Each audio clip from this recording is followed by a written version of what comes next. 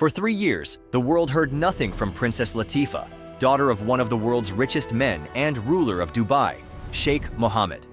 And when her escape finally felt successful, she was brought back in what was described as a rescue mission, claiming she was tricked by criminals who wanted money. But was that truly the case? What was the mystery about Princess Latifah's escape and captivity? Like every other child born into that kind of massive wealth, one would think Princess Latifah had life the way she wanted. But her childhood wasn't as rosy as one would expect. According to Latifah, growing up in her aunt's palace was horribly suffocating. She was kept with many other children and looked after by governesses who made them memorize the Quran and barely allowed them out of their rooms. Her aunt, on the other hand, barely visited. When she did, it wasn't lovely at all. She also recalled photographers showing up and dressing her up in jewels, dresses, and makeup. They gave her puppies to play with and took photos. And immediately the shoot was over, the props were taken away and she was sent straight back into her room. At first, she didn't know it was sent to her mother to act like everything was going well. But the truth couldn't be hidden for too long. You see, when Princess Latifah was about 10, her elder sister Shamsa learned the truth. She knew who Shamsa was and how she boldly marched into her aunt's palace and demanded that her younger sister be sent back home. Eventually, she was returned to their mother, and their father, Sheikh Mohammed, visited from time to time. A staff member described him as a doting father, showering his daughters with kisses and hugs. But while the Sheikh was posing as a good father, he was also angered by the challenges to his authority, one being fleeing away from the country. On the 24th of February 2018, far out on the Arabian Sea, Sheikha Latifah bint Mohammed Al Maktoum, fugitive daughter of Dubai's ruling emir, was finally free. The planning and the voyage had been rough. Although 35 years old at the time, this wasn't the first time Princess Latifah had tried to flee. After trying at 16, it was only after contacting French businessman Hervé Joubert in 2011 that a careful and long-planned escape was set in motion.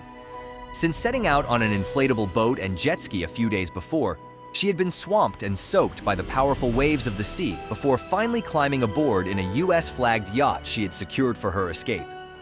She was free now, free from the restrictions and lies that had surrounded her life. By her side was her friend, Tiina Jauhiainen, a Finnish martial arts instructor who taught her capoeira had helped her prepare for her escape. But why was Princess Latifah so desperate to get away from her father, being a strong ally of the Western government and one celebrated for transforming Dubai into a modern powerhouse? To the public, the Sheikh placed gender equality at the core of his plan to catapult the UAE to the top of the world economic order, promising to remove all the discriminations that women face. But for Latifah, Dubai wasn't a place she was free. It was an open-air prison where disobedience was brutally punished. Her plan had been kept secret for years while she laid the groundwork, training in extreme sports, getting a fake passport, and smuggling cash to a network of conspirators. By the time she told her plans to Jauhiainen, Princess Latifah had already hired a yachtman to collect her off the coast and take her to India or Sri Lanka, where she'd fly to the United States and claim asylum. All she needed was help getting to the rendezvous point, 16 miles offshore in international waters. It felt like a good plan, a chance at freedom, and something worth dying for. But that wouldn't be the case. A week into the journey, the captain spotted another ship tailing them and a small plane circling overhead. That wasn't the only problem. The runaways were about 30 miles off the coast of India, and the yacht was already running low on fuel. The next day, another plane flew over, and by nightfall, everywhere was calm. At around 10 p.m., the two women, Jauhiainen and Princess Latifah, descended to their cabin, and Latifah brushed her teeth in the cramped bathroom space. Suddenly, the air exploded with a series of blasts. Heavy boots pounded on the deck above. "They've found her!" The assailants were masked and armed with assault rifles and laser sights. They seized the women and forced them up to deck, where the captain and his crew were bound and beaten. Princess Latifah's hands were tied behind her back as she kicked, struggled, and screamed. As the men dragged her away, Jauhiainen could remember the princess saying, "Shoot me here, don't take me back." After coming back to Dubai, Latifah reached out to a group called Detained in Dubai, begging for help in making her case public. The time was ticking, and there was a target on her head.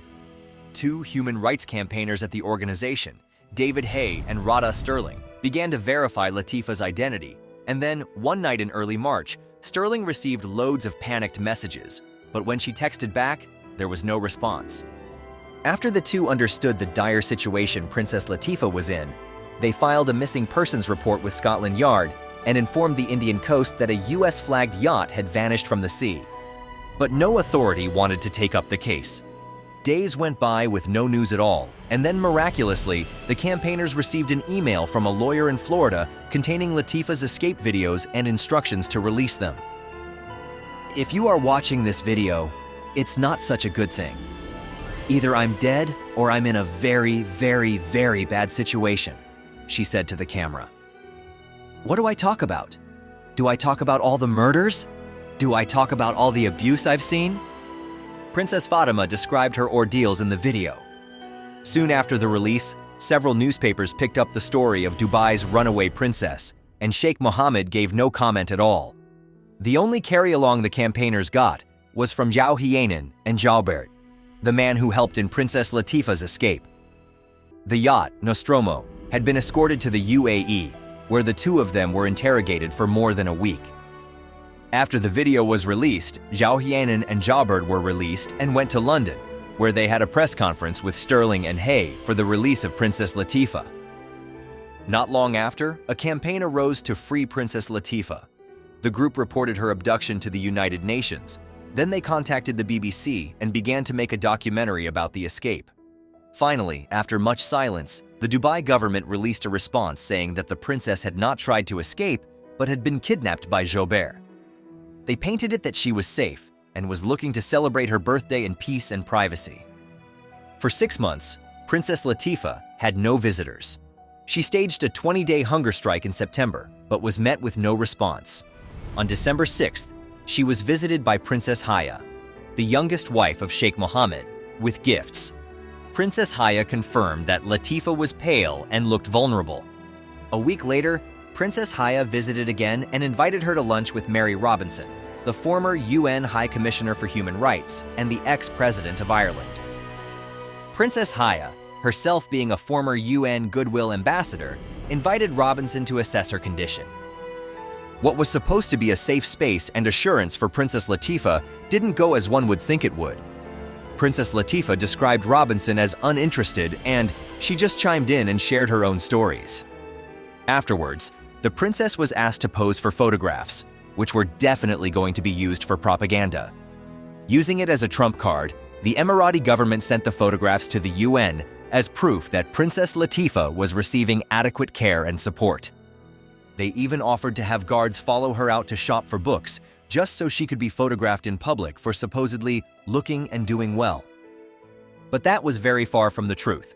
On July 21, 2020, Princess Latifah's last message with Hay, one of the human rights campaigners, was her telling him that she wouldn't believe she was free until she was on UK soil. And after that day, he never heard from her again. Was she dead? Had they silenced her? Had they subjected her to unspeakable torture? Until now, Princess Latifah had held strong in her courage and bravery that she wouldn't succumb or surrender to what she was going through.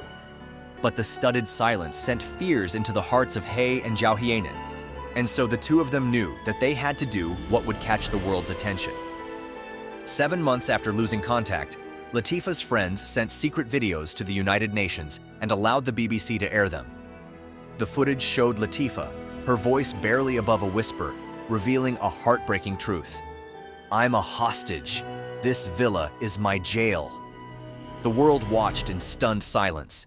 The UN demanded proof that Latifah was alive, and even the British government finally spoke up, with leaders Boris Johnson and Dominic Raab expressing deep concern for her safety.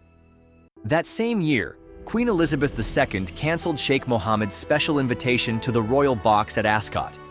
This was a clear sign that things were changing. Then, on May 20th, British teacher in Dubai named Cyanide Taylor posted a picture on Instagram with the caption, "Lovely evening." It showed 3 women at a table in a deserted mall. And here comes the shocking twist.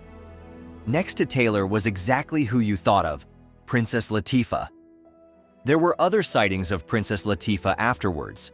And word from an inside source said that the princess was living in her own home and drove herself around Dubai without wearing the abaya. It was like she negotiated something and was managing her own life while strictly sticking to boundaries.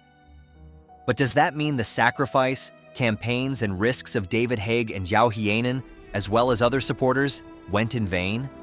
Or that no matter what, one cannot contend with powerful forces, especially when they control a country? Leave your comments below, and don't forget to like and subscribe for more videos on royal families and celebrity life.